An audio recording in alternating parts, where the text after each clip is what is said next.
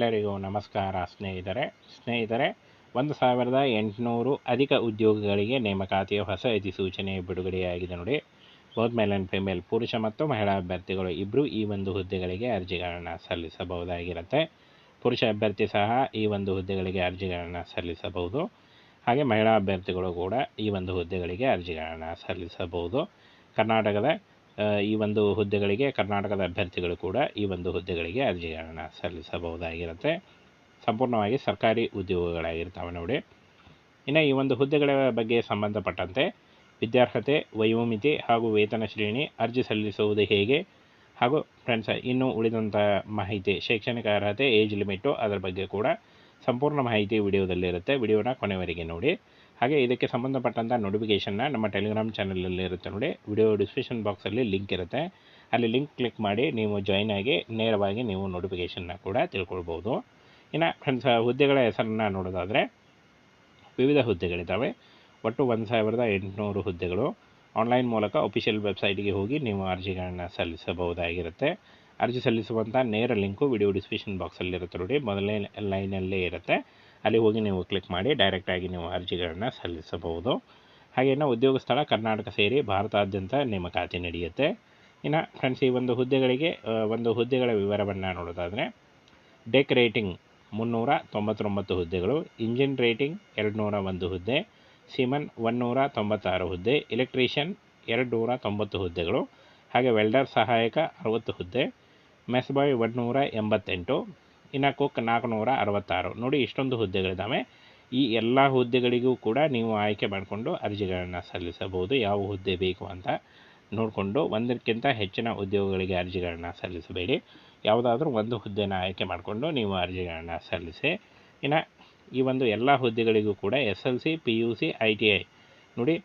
SSLC, PUC ಮತ್ತು ITI ಮಾಡಿದಂಥ both male and female ಯಾವುದೇ ಉದ್ಯೋಗಗಳಿಗೂ ಕೂಡ ನೀವು ಅರ್ಜಿಗಳನ್ನು ಸಲ್ಲಿಸಬಹುದು.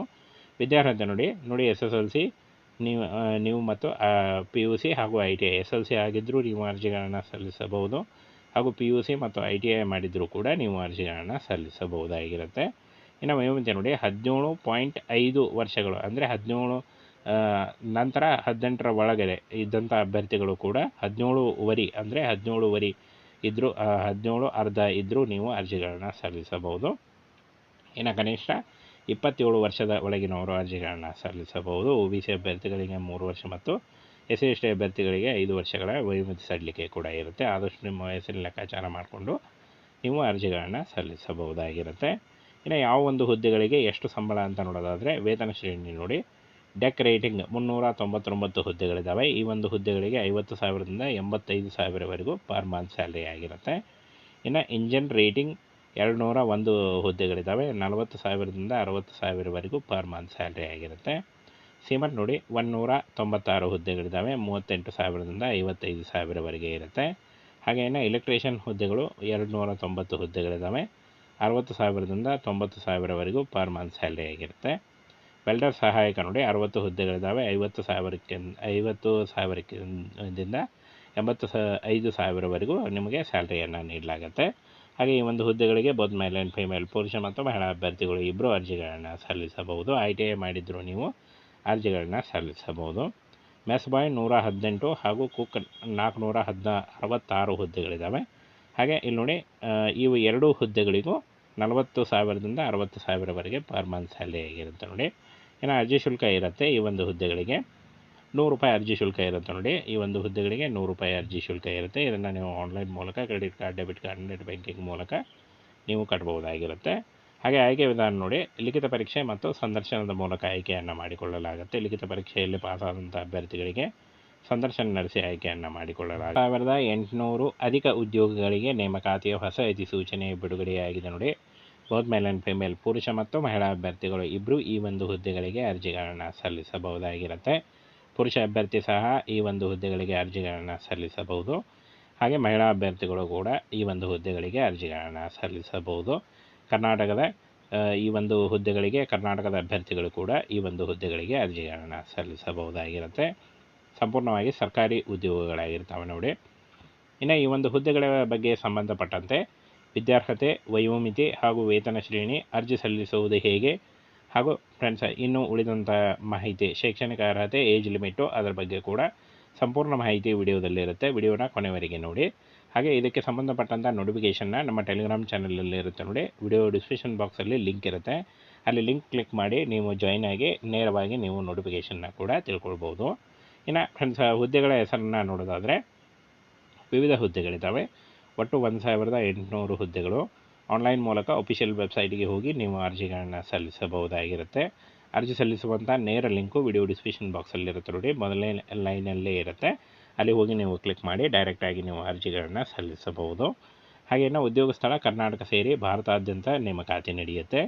ಇನ್ನು ಫ್ರೆಂಡ್ಸ್, ಈ ಒಂದು ಹುದ್ದೆಗಳ ವಿವರವನ್ನು ನೋಡೋದಾದರೆ, ಡೆಕ್ ರೇಟಿಂಗ್ 399 ಹುದ್ದೆಗಳು, ಇಂಜಿನ್ ರೇಟಿಂಗ್ 201 ಹುದ್ದೆ, ಸಿಮನ್ 196 ಹುದ್ದೆ, ಎಲೆಕ್ಟ್ರಿಷಿಯನ್ 290 ಹುದ್ದೆಗಳು, ಹಾಗೆ ವೆಲ್ಡರ್ ಸಹಾಯಕ 60 ಹುದ್ದೆ, ಮೆಸ್ ಬಾಯ್ 188, ಇನ್ನು ಕುಕ್ 466. ನೋಡಿ, ಇಷ್ಟೊಂದು ಹುದ್ದೆಗಳಿದ್ದಾವೆ.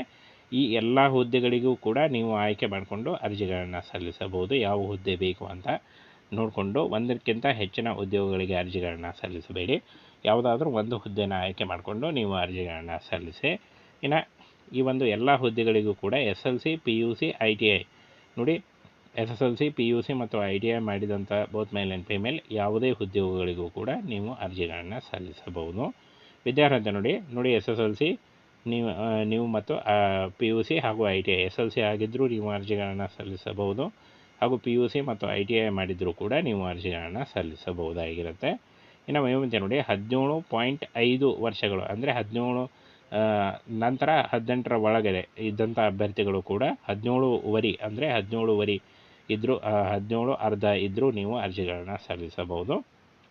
ಇನ್ನು ಕನಿಷ್ಠ 27 ವರ್ಷದ ಒಳಗಿನವರು ಅರ್ಜಿಗಳನ್ನು ಸಲ್ಲಿಸಬಹುದು. OBC ಅಭ್ಯರ್ಥಿಗಳಿಗೆ 3 ವರ್ಷ ಮತ್ತು SC/ST ಅಭ್ಯರ್ಥಿಗಳಿಗೆ 5 ವರ್ಷಗಳ ವಯೋಮಿತಿ ಸಡಿಲಿಕೆ ಕೂಡ ಇರುತ್ತೆ. ಆದಷ್ಟು ನಿಮ್ಮ ವಯಸ್ಸಿನ ಲೆಕ್ಕಾಚಾರ ಮಾಡಿಕೊಂಡು ನೀವು ಅರ್ಜಿಗಳನ್ನು ಸಲ್ಲಿಸಬಹುದಾಗಿರುತ್ತೆ.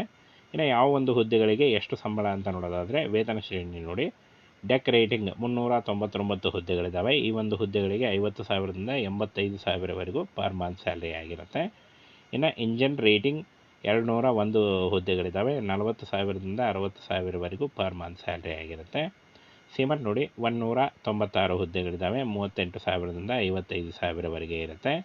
ಹಾಗೆಯೇ ಎಲೆಕ್ಟ್ರಿಷಿಯನ್ ಹುದ್ದೆಗಳು 290 ಹುದ್ದೆಗಳಿದ್ದಾವೆ. 60,000ದಿಂದ 90,000ವರೆಗೂ ಪರ್ ಮಂತ್ ಸ್ಯಾಲ್ರಿ ಆಗಿರುತ್ತೆ.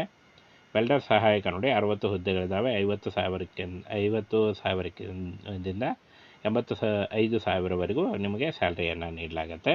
ಹಾಗೆ ಈ ಒಂದು ಹುದ್ದೆಗಳಿಗೆ ಬೋತ್ ಮೇಲ್ ಆ್ಯಂಡ್ ಫಿಮೇಲ್, ಪುರುಷ ಮತ್ತು ಮಹಿಳಾ ಅಭ್ಯರ್ಥಿಗಳು ಇಬ್ಬರು ಅರ್ಜಿಗಳನ್ನು ಸಲ್ಲಿಸಬಹುದು. ITI ಮಾಡಿದರೂ ನೀವು ಅರ್ಜಿಗಳನ್ನು ಸಲ್ಲಿಸಬಹುದು. ಮೆಸ್ ಬಾಯ್ 118 ಹಾಗೂ ಕುಕ್ 466 ಹುದ್ದೆಗಳಿದ್ದಾವೆ. ಹಾಗೆ ಇಲ್ಲಿ ನೋಡಿ, ಇವು ಎರಡೂ ಹುದ್ದೆಗಳಿಗೂ 40,000ದಿಂದ 60,000ವರೆಗೆ ಪರ್ ಮಂತ್ ಸ್ಯಾಲ್ರಿ ಆಗಿರುತ್ತೆ ನೋಡಿ. ಇನ್ನು ಅರ್ಜಿ ಶುಲ್ಕ ಇರುತ್ತೆ. ಈ ಒಂದು ಹುದ್ದೆಗಳಿಗೆ ₹100 ಅರ್ಜಿ ಶುಲ್ಕ ಇರುತ್ತೆ ನೋಡಿ. ಈ ಒಂದು ಹುದ್ದೆಗಳಿಗೆ ₹100 ಅರ್ಜಿ ಶುಲ್ಕ ಇರುತ್ತೆ. ಇದನ್ನು ನೀವು ಆನ್ಲೈನ್ ಮೂಲಕ, credit card, debit card, net banking ಮೂಲಕ ನೀವು ಕಟ್ಬೋದಾಗಿರುತ್ತೆ.